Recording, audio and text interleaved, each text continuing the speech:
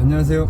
이번 의뢰건은 대상자가 거의 카사노바 수준입니다. 거의 카사노바 하시면 아시죠? 바람둥이. 여자가 총 4명. 지금 현재 보름째 업무를 진행 중인데요. 보름 동안 파악된 여자, 대상자의 여자가 4명이고 주로 차 안에서 관계를 맺는데 2명의 여자하고는 차 안에서 관계를 맺고 2명의 여자하고는 모텔에서 관계를 하는 게 포착이 됐습니다. 이 대부분 만난 지 내연의 관계가 오래된 사람일수록 차 안에서 관계를 많이 해요. 두 사람은 오래된 내연의 관계 그렇게 추정되고 두 사람은 만난 지 얼마 안 된 것 같아요.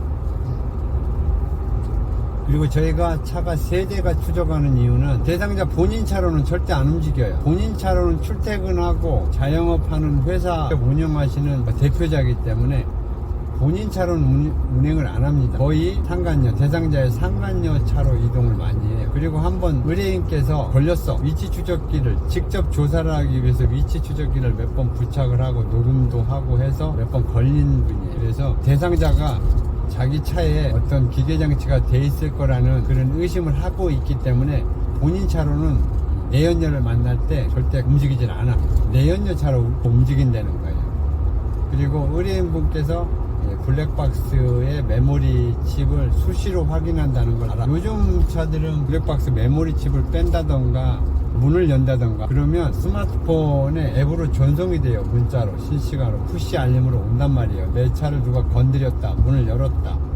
블랙박스도 뺐다 넣었다 하는 거를 이미 다 알고 있는 상황이에요. 그래서 본인 차로는 안 움직여요. 이 대상자의 차가 수입차인데 본인 차로 안 움직이니까 어떤 차로 움직일지 모르는 상황이라 이 인원이 좀 많이 투입돼야 돼요. 차도 많이 투입돼야 돼요.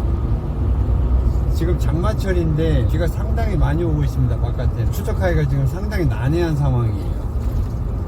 목적지도 불분명한 상태에서 지금 방향이 강원도 쪽으로 방향이 잡혀있기 때문에 또 전방에 비가 지금 대낮이에요. 대낮인데도 이렇게 깜깜한 상황에서 목적지는 강원도라는 걸 알았기 때문에 지금 비가 많이 오니까 뒤가 안 보여요. 백미러로 뒤가 안 보이는 상황. 그래서 가급적이면 차 2대가 앞쪽에서 좀 바짝 붙여서 가는 상황이고, 대상자 이분 같은 경우는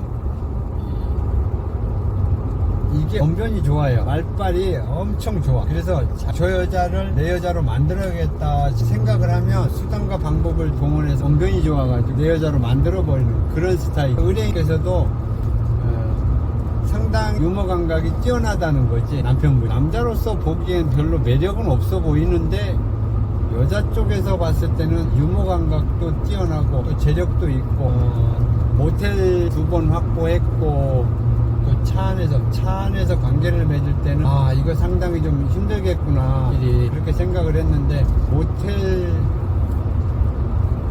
2-3번 간 기록으로 업무가 종료될 줄 알았는데 그래서 만나는 상간녀 모두 소송을 하신다는 입장에 나오는 여자 모두. 그래서 일이 업무가 종료가 안 되고 이어지는 상황입니다. 여자가 뭐 한두 명에 지금 현재까지 4명인데 더 나올 수도 있는 상황이야 보니까. 의뢰인분은 이혼 생각 안 하고 이혼은 하지 않을 거라고 하셨고 일단 상간녀 소송만 진행을 해서 정신적으로 좀 압박을 좀 주고 싶다는데 내가 보기엔 저 대상자 쪽도 안 할 사람 같아요. 압박은커녕 이혼을 요구할 것 같아요. 대상자한테. 그리고 또 지금 뭐 의뢰인과 대상자분하고의 관계도 소원해. 지금 뭐 몇 년간 잠자리도 안 한 상태라 저렇게 뭐 허구한 날 저 여자들 한두 명도 아닌데 저렇게 만나고 다니면 그쪽에다 다 길을 다 빼버리고 들어와서 자기 1공장이지 1공장하고는 뭐 관계를 하겠어요? 저 2공장, 3공장, 4공장, 5공장 공장이 엄청 많은데 1공장하고는 관계를 해도 힘들겠다는 생각을 하고 있지. 해도 힘들겠지.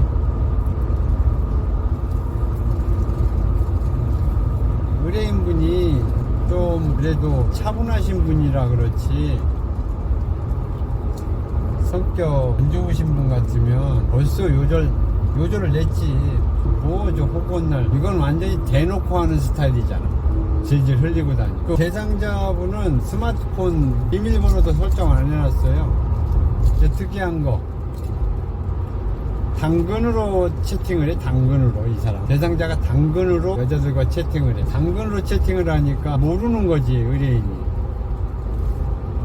카톡이나 문자, 전화통화 이런 거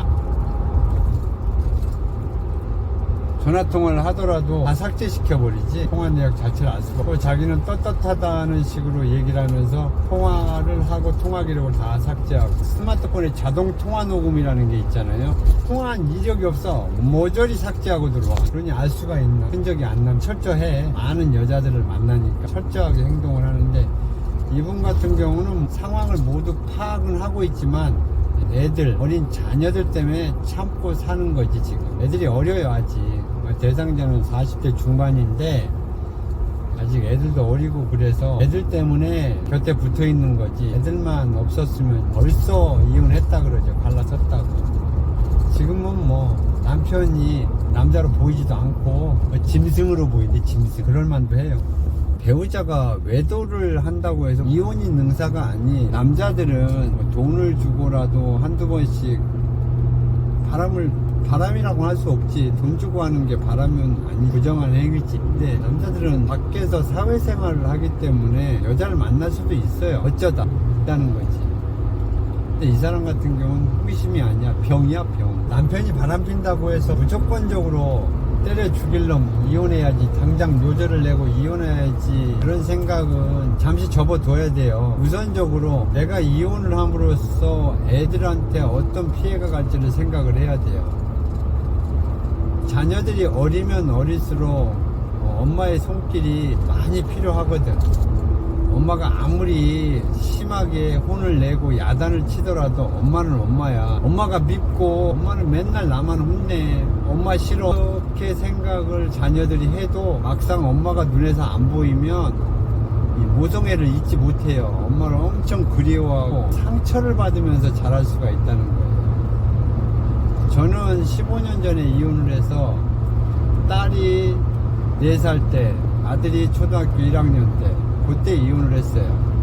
지금도 우리 애들한테 엄청 미안한 생각을 갖고 있거든. 애들 엄마가 제가 친권 양육권은 내가 갖고 내가 애들을 겠다, 나가려면 네가 나가라 했는데 그 말 않고 그냥 이혼 도장 찍고 나가버리더라고. 그날 새벽에.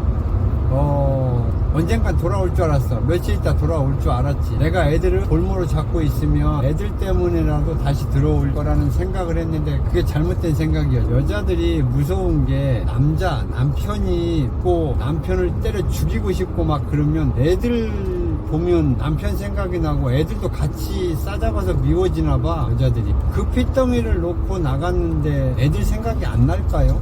지금까지 연락 한 번 없어. 제가 엄청 고생했습니다. 그 핏덩이들을. 지금은 애들이 다 커서 대학생이에요. 둘 다 대학생이라 자기들 스스로 이제 행동하고 판단하고 할 나이가 됐기 때문에 이제는 제가 마음이 좀 편한데, 애들이 핏덩이일 때 진짜 작은 방 가서 혼자 울기도 많이 울었어요. 애들이 불쌍해서. 애들 자는 모습 보면 너무 불쌍했어요. 남들보다 먼저 집에 들어가야 돼요. 애들이 너무 불쌍해가지고 가만히 애들 얼굴 보고 있으면 괜히 눈물 나오고. 제가 좀 마음이 여리긴 여려요. 독하질 못해. 이혼하면 나는 물론 내 몸하고 내 정신적으로 뭐 편해질지 모르겠지만 애들한테는 엄청 큰 상처로 돌아가. 이혼하고 자녀 문제 때문에, 친권 양육권 때문에 소송을 하는 경우가 있는데, 자녀가 어릴수록 엄마가 키우는 게 좋아. 남자 쪽보다는 엄마 쪽에서 키우는 게 애들 정신에도 좋고 정신적으로도 자라면서 엄마 쪽에서 키우는 게 좋다는 생각을 해요. 아무래도 엄마의 손길이 닿아서 자란 사람과 아빠의 손길만 받고 자란 사람의 성격도 틀려. 그래서 이혼을 생각하시더라도 자녀만은 엄마가 키우고, 남자 쪽에서는 양육비를 줘야지. 당연히 충분하게 줘야지. 저도 그런 생각을 했거든요. 나중에 이혼하고 나서, 이혼한 뒤에 애들 엄마한테 전화를 해서 애들은 네가 좀 키워라. 내가 양육비는 얼마씩 꼬박꼬박 주겠다. 약속을 했어요. 그런데 애들 엄마가 자기는 못 키운대. 왜? 내가 양육비를 안 줄 줄 알았나. 근데 양육비, 저는 마음이 여리고 애들한테 정말 정이 많이 있어요. 그리고 애들을 좋아해. 저는 양육비 주려고 그랬어요. 충분히 몇백만 원씩 주려고 그랬다고. 충분히 살 수 있게끔. 그런데 내가 미운 거야. 내가 너무 죽도록 미운 거야. 그래서 애들 보면 내 생각이 나니 못 키우겠다는 거야. 애들을 보면 네 얼굴이 생각이 나서 못 키우겠대. 애들이 나를 많이 닮았고 아빠니까 많이 닮지. 애들 보면 네 얼굴이 생각나서 애들도 밉대는 거지. 근데 그게 엄마로서 할 말인가? 10달 동안 뱃속에서 키운 애인데 배 아파서 난 자식인데 내 판단은 그래요. 낳은 정보다는 기른 정이 더 애절한 것 같아. 배 아파서 난 자식들 저렇게 매정하게 내치고 연락 지금까지 안 하고, 저는 애들 엄마한테 입학하면 입학식 사진 다 찍어서 전송해 줬어요. 카톡 사진. 졸업하면 졸업 사진 다 전송하고, 아들 군대 갈 때 입소식 할 때 사진 다 보내주고, 저녁 갈 때 면회 갈 때마다 사진 전송하고, 입소식 할 때 전송하고. 자식이니까 잘하는 모습 봐라. 그리고 애들한테 네 엄마다, 예전에 애들 엄마하고 찍은 사진. 근데 여자들이 내가 미우면 미웠지. 세상에 사진첩에 가족 사진 있잖아요. 가족 사진에서 지 모습만 싹 오렸어. 오려가지고 가져간지 버리고, 보면 막 반쪽이 사진이 사진첩에 반쪽이 있질 않나, 절반밖에 없고, 애들하고 셋이 나하고 찍은 사진, 아니면 애들만 있는 사진, 지 모습을 흔적을 다 지우고 나갔다는 거야. 다 없애버리고. 그래서 이게 뭐지? 사진들이 왜 이 모양이지? 지 모습을 다 지운 거야. 근데 내가 보관하고 있던, 내가 가지고 있던 사진이 있을 거 아니에요. 엄마 사진. 그 애들한테 보여주고 스마트폰으로 찍어서 애들 스마트폰으로 전송을 해줬어요. 애들이 그러는 거야.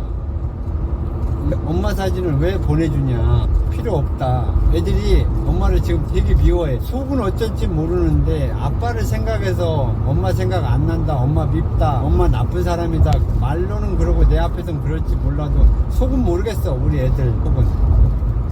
엄마를 보고 싶어 하는데 아빠인 나를 생각해서 그런지 모르지만, 네 엄마니까 나중에 아빠가 잘못되거나 아빠가 없을 때 엄마를 한 번이라도 찾아가 보라는 뜻에서, 엄마 너무 어렸을 때 이혼을 했기 때문에, 헤어졌기 때문에 애들이 엄마 얼굴 기억을 못 할까봐 엄마 사진 몇 장을 찍어서 전송을 해줬는데 그러더라는 거야. 엄마 보기 싫다, 우리 엄마 아니다, 필요 없다, 다 삭제시켰다, 이렇게 얘기를 하더라고. 엄마에 대한 정이 없어. 제가 얘기하고 싶은 거는, 이혼을 하더라도 서류상으로 이혼해 놓고 애들한테는 상처를 주지 않는 행동을 해라, 그런 뜻에서 얘기 드린 거고요. 애들한테 니네 아빠 이런 남자다 저런 남자다, 니네 엄마 이런 여자다 저런 여자다 헐뜯어 남보다도 못한 사이가 돼버리고, 애들한테는 그럴 필요가 없거든. 엄마 아빠가 이혼을 해도 죽을 때까지 엄마 아빠야. 엄마 아빠가 라고 남남이 되더라도 핏줄이잖아. 아빠는 이혼해도 애들은 중에 우리 엄마야 우리 아빠야 만날 수가 있단 말이야. 근데 헤어지면서 니네 아빠 이런 사람이야, 야비한 사람, 못된 사람이야, 니네 엄마 여우 같은 여자야, 못된 여자, 이렇고 저렇고 행동을 했어, 바람피고 다른 여자랑 어쩌고 저쩌고, 다른 남자랑 어쩌고, 이래서 이혼하는 거야. 이런 얘기를 굳이 애들한테까지 할 필요가 없다는 거야. 애들한테까지 그런 상처를 주는 말을 할 필요가 없다는 거지. 대부분 별의별 얘기를 다 하고, 하여튼 같이 살 때는 사이가 좋지. 근데 이혼할 때는 별의별 얘기를 다 해. 이혼 소송, 특히 진흙탕 싸움을 한단 말이야. 죽이려고 아예 그냥 시궁창에 밀어 넣을, 그럴 필요가 없는데, 그냥 일반 민사재판이나 일반적인 형사재판, 민사재판 틀려. 제일 지저분한 재판이 이혼에 관련된 재판인데, 이혼 소송인데 진짜 지저분한 소송. 이혼성이 원래 지저분해. 굳이 그럴 필요가 없는데, 그만큼 배신감을 느끼는 거지. 너 하나만을 믿고 결혼을 했고, 너만 바라보고 평생을 함께 하려고 했는데 네가 배신을 했고 네가 나쁜 놈이 되는 거지. 굳이 그렇게까지 미워하고 그럴 필요가 없는데, 이혼 소송은 진짜 지저분한 싸움으로 하더라는 거지. 오늘 종착역은 어디가 될지 모르는데 일단 오늘도 열심히 해보겠습니다.